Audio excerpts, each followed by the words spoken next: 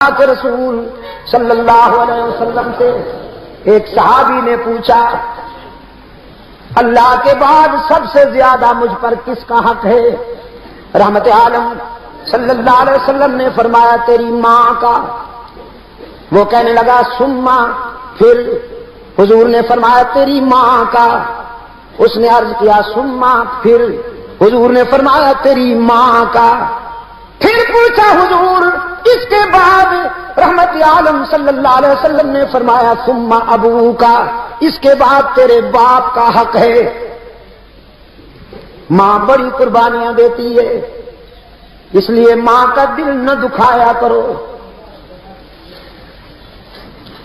سرکار دو عالم صلی اللہ علیہ وسلم کی خدمت میں اطلاع آئی، ایک شخص کئی دن سے سکرات میں مبتلا ہے، جان نہیں نکل رہی، بہت قرآن کریم تلاوت ہوا، دعائیں مانگی گئی، لیکن اس کی مشکل حل نہیں ہوتی۔ رحمت عالم صلی اللہ علیہ وسلم نے فرمایا اس کی والدین زندہ ہیں یا نہیں؟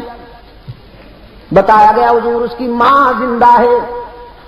رحمت عالم صلی اللہ علیہ وسلم نے فرمایا اس کی ماں سے کہو میں تجھ سے ملنا چاہتا ہوں، اگر آ سکتی ہو تو آ جاؤ ورنہ میں آؤں گا۔ وہ بوڑھی ضعیفہ رحمت عالم صلی اللہ علیہ وسلم کا پیغام سنتی ہے، کہنے لگی چل تو نہیں سکتی لیکن اللہ کے محبوب کے پاس ضرور جاؤں گی۔ لکڑی کے سہارے آئی، رحمت عالم صلی اللہ علیہ وسلم نے فرمایا تیرا بیٹا کئی دن سے سکرات میں مبتلا ہے، تیرا کیا خیال ہے اپنے بیٹے کے متعلق؟ کہنے لگی بڑا نمازی تھا، اللہ کے رسول بڑا نمازی تھا، قرآن بھی پڑھتا تھا، روزے بھی رکھتا تھا، حج بھی کیا، زکوٰۃ بھی دیتا تھا، جہاد میں بھی حصہ لیتا تھا، بہت نیک تھا۔ رحمت عالم صلی اللہ علیہ وسلم نے فرمایا یہ تو ٹھیک ہے، تو اس پر راضی ہے کہ نہیں؟ اس بوڑھی کی آنکھوں سے آنسو جاری ہو گئے، کہنے لگے نہیں حضور، میرا دل دکھایا ہے اس نے، میرا دل دکھایا ہے۔ ایک دن اس کی بیوی کے ساتھ میرا کچھ تلخ کلامی ہو گئی، تلخ کلامی ہو گئی۔ میں نے کہا میرا بیٹا آ جائے اسے بتاؤں گی کہ تو گستاخ ہے۔ میرا بیٹا آیا، میرے بتانے سے پہلے اس کی بیوی نے کچھ کہہ دیا۔ میں جب اپنے بیٹے کے سامنے گئی تو میرے بیٹے نے میری کوئی نہ سنی، بیوی کے بھڑکانے میں مشتعل تھا، غصے میں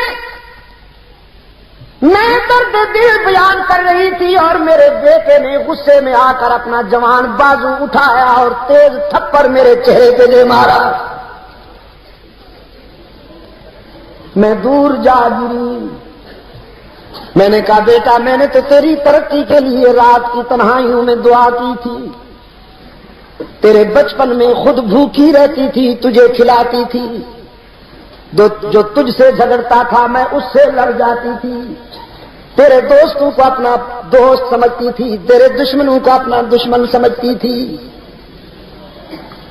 تو بیمار ہوتا تو ساری رات تجھے اٹھا کر میں لوریاں دیتی، لیکن آج تیری جوانی میرے لیے رسوائی کا سبب بن کر آئی ہے، تو کتنا نمک حرام نکلا۔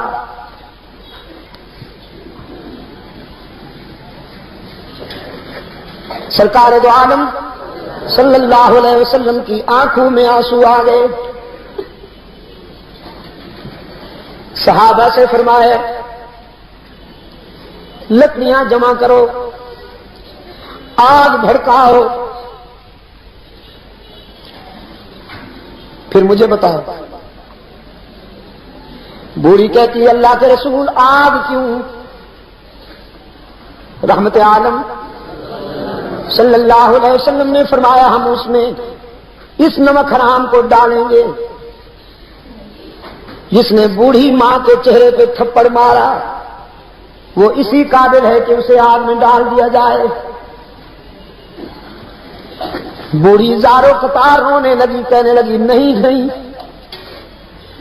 نہیں اللہ کے رسول، میرے بیٹے کو آگ سے بچا لیجیے۔ رحمت عالم صلی اللہ علیہ وسلم نے فرمایا تو اس آگ سے گھبرا گئی ہے، آخرت کی آگ تو اس سے بھی زیادہ اذیتناک ہے۔ وہ بوڑھی کہنے لگی کوئی شکل ہے بچ جانے کی کہ میرا بیٹا اس آگ سے بھی بچ جائے، اس آگ سے بھی بچ جائے؟ نعرہ تکبیر، نعرہ تکبیر، اہل صحابہ، اہل صحابہ، سرکار دو عالم صلی اللہ علیہ وسلم نے فرمایا بس ایک صورت ہے کہ تو اسے معاف کر دے۔ چیخ کر وہ بوڑھی کہنے لگی اللہ کے رسول آپ بھی گواہ بن جائیے، میرا رب بھی گواہ ہو جائے، میں نے اپنے بیٹے کو دنیا میں بھی معاف کر دیا، آخرت میں بھی معاف کر دیا۔